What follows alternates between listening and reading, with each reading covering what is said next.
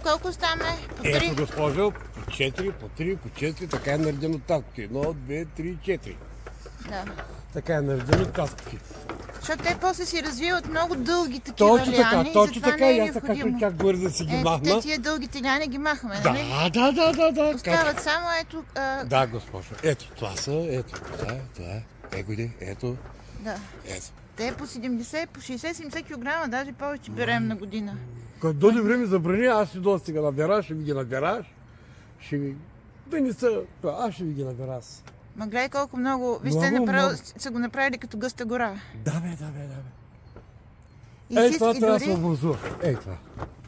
Това трябва да се образува. Ето такъв дълъг клон, нали? Точно така. Ето така. Точно така, даже това трябва да си го отрежа, ама айде да си...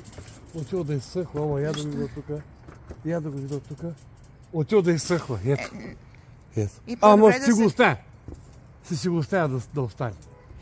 Ще го оставя. Иначе не е хубаво да оставяш такива, дето изсъхват. Ама да се остане сега. Това е според моя избор. Тук. Няма да го бавя. Това няма да го бавя. Това не. Това да. Ей, това.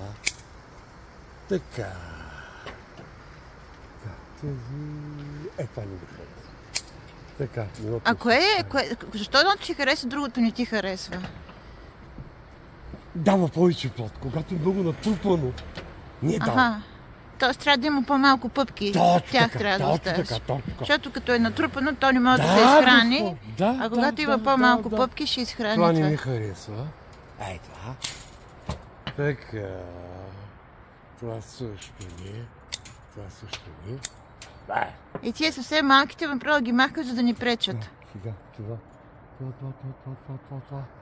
Тук има, и тук няма, и тук има, и тук няма.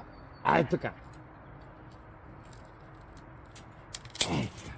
И това много го отряза, то направо цяло дърво.